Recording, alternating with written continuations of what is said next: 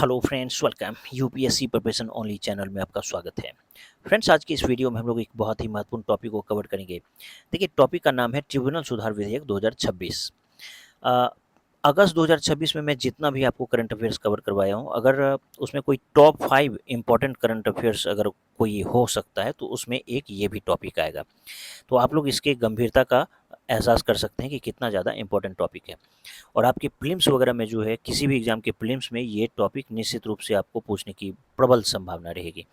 देखिए, मुद्दा ये है कि भारत सरकार के द्वारा जो है, बहुत सारा भारत में ट्रिब्यूनल गठित है और वो अपना काम कर रहा है। मान के चलिए, जो राष्ट्रीय हरित अधिकरण है, नेशनल ग्रीन ट्रिब्यूनल, तो वो भी एक ट्रिब्यूनल है, अधिकरण है।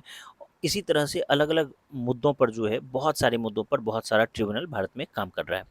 तो उस ट्रिब्यूनल के अध्यक्ष का और उस ट्रिब्यूनल के सदस्यों का जो चयन है वो कैसे होगा, कौन व्यक्ति उसमें चयनित होगा, किसको किसी ट्रिब्यूनल का अध्यक्ष और सदस्य बनाया जाए, इस चीज़ को डिसाइड करने के लिए एक आयोग बनाया जाएगा, जिसका नाम होगा राष्ट्रीय ट्रिब्यूनल आयोग।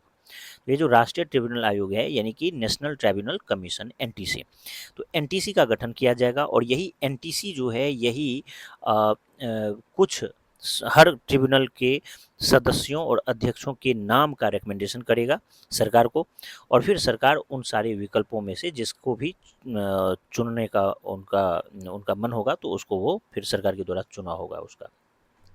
यानी कि ये जो एनटीसी है, ये एक तरह से आयोग समझ लीजिए, ये एक तरह का आयोग है, जैसे कि यूपीएससी है, एसएससी है, या आपका कोई भी राज्य का जो एक आयोग होता है। तो वो ये आयोग का काम ये है कि योग्य लोगों का सुझाव सरकार को दे कि ये सब सदस्य और अध्यक्ष के लिए सबसे उपयुक्त व्यक्ति है। फिर सरकार का काम है उसको चयनित करना।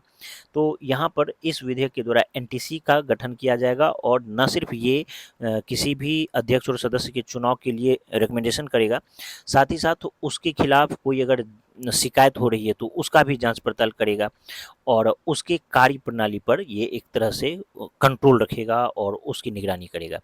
तो एनटीसी के अध्यक्ष और सदस्यों के का क्या कार्यकाल है या क्या एलिजिबिलिटी है, ये एक अलग मुद्दा हो गया।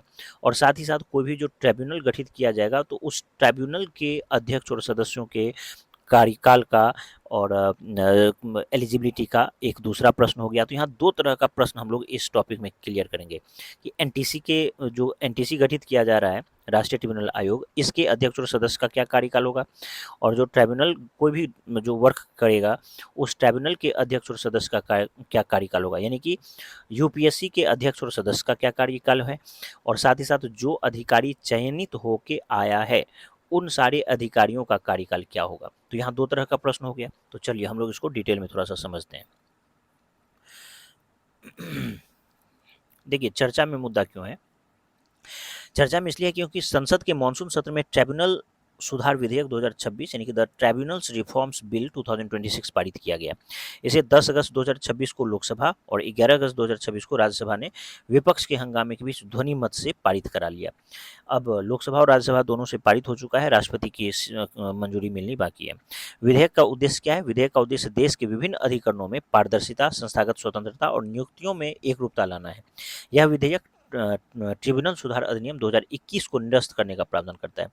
2021 में जो ट्रिब्यूनल सुधार अधिनियम लाया गया था, उसको भी ये निरस्त करेगा। चलिए अब देखिए, राष्ट्रीय ट्रिब्यूनल आयोग का गठन किया जाएगा इस विधेयक के मार्फत से। तो दिया है कि विधेयक की सबसे महत्वपूर्ण विशेषता क्या है? राष्ट्रीय ट्रिब्यूनल आयोग यानी कि नेशनल ट्राइब्यूनल्स कमीशन, एनटीसी का गठन। इसका मुख्यालय नई दिल्ली होगा। तो सबसे पहला तो यही क्वेश्चन आपको ध्यान में रखना है कि जो राष्ट्रीय ट्रिब्यूनल आयोग का गठन किया जाएगा, तो उसका मुख्यालय कहाँ होगा? नई दिल्ली में। अब देखिए, एनटीसी जो है, देश के 16 प्रमुख ट्रिब्यूनलों जैसे राष्ट्रीय हरित अधिकरण एनजीटी, आयकर अपीलीय अधिकरण आईटीएटी, केंद्रीय प्रशासनिक अधिकरण यानी कि कैट आदि में अध्यक्षों और सदस्यों की नियुक्ति से संबंधित चयन प्रक्रिया को संचालित करेगा। इसके अलावा आयोग ट्रिब्यूनल के कामकाज और प्रदर्शन की समीक्षा करेगा, सदस्यों के विरुद्ध शिकायतों की भी जांच करेगा और उसकी निगरानी करेगा। सभी मामलों की डिजिटल निगरानी के लिए राष्ट्रीय ट्रिब्यूनल डेटा ग्रिड यानी कि नेशनल ट्रिब्यूनल्स डेटा ग्रिड के निर्माण और रखरखाव का कार्य भी करेगा। इसका उद्देश्य अलग अलग ट्रिब्यूनलों के प्रशासन और प्रदर्शन में एकरूपता और जवाबदेही बढ़ाना है। तो ये तो हम लोग देखे इसके बारे में। एनटीसी सबसे इंपॉर्टेंट पॉइंट आप याद रखिए। अब देखिए आयोग की संरचना और नियुक्ति, तो अभी हम लोग एनटीसी जो है उसके अध्यक्ष और सदस्य की बात कर रहे हैं, और फिर जो ट्रिब्यूनल है उसकी बात हम लोग अलग से करेंगे। तो जो एनटीसी का गठन किया जा रहा है, नेशनल ट्राइब्यूनल कमीशन, तो इसके बारे में देखिए कि एनटीसी में कुल 5 सदस्य होंगे। इसमें एक अध्यक्ष होगा, 2 न्यायिक सदस्य होगा और 2 तकनीकी सदस्य इसमें होने वाला है।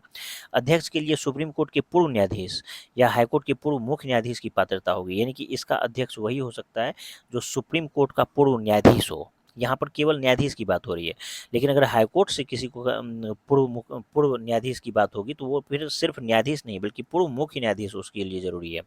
यानी कि हाईकोर्ट से अगर चुनाव होना है तो पूर्व मुख्य न्यायाधीश चाहिए, अगर सुप्रीम कोर्ट से चुनाव होना है तो फिर पूर्व न्यायाधीश भी इसका अध्यक्ष बन सकता है। अब देखिए साथ में 2 न्यायिक सदस्य भी चाहिए, जो कि हाईकोर्ट के पूर्व मुख्य न्यायाधीश के या न्यायाधीश दोनों में से कोई हो सकते हैं, यानी कि 2 जो न्यायिक सदस्य है उसमें से हाईकोर्ट के पूर्व मुख्य न्यायाधीश या कोई भी अन्य न्यायाधीश भी हो सकते हैं। ठीक है।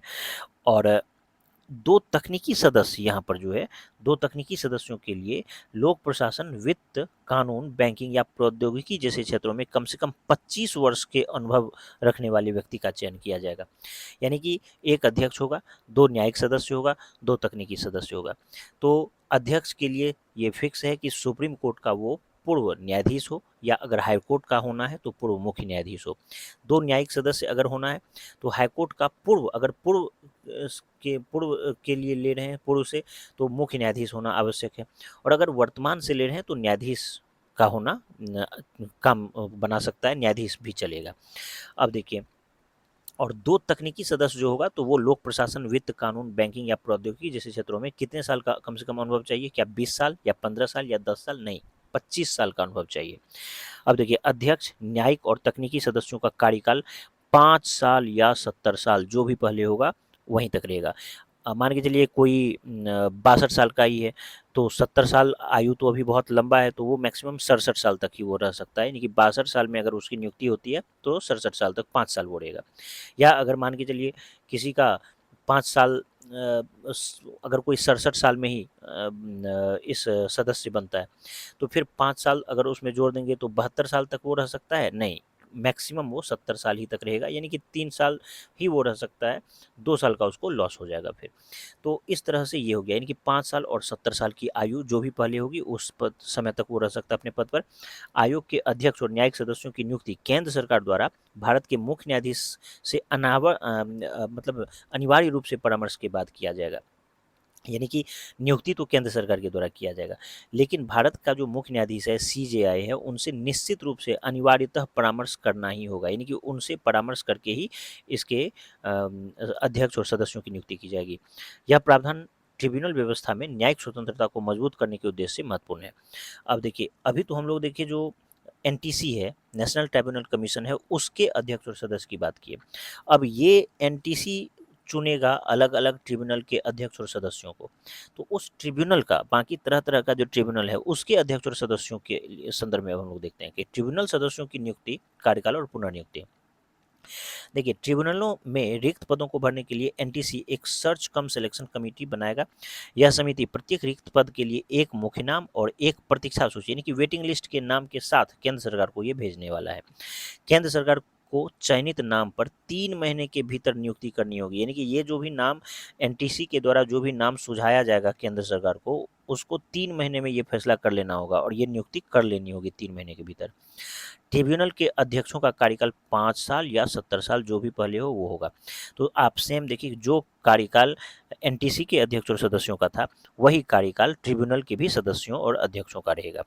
तो 5 साल या 70 साल जो भी पहले हो, और अन्य सदस्यों का कार्यकाल यहाँ डिफर कर रहा है, 5 साल या 67 साल, यानी कि ट्रिब्यूनल जो है उसके अध्यक्ष का कार्यकाल रहेगा 5 साल या 70 साल, जो भी पहले हो, लेकिन अन्य सदस्यों का कार्यकाल होगा 5 साल या 67 साल, जो भी पहले हो। तो काफ़ी इंपॉर्टेंट डिफरेंस इसको समझिए आप।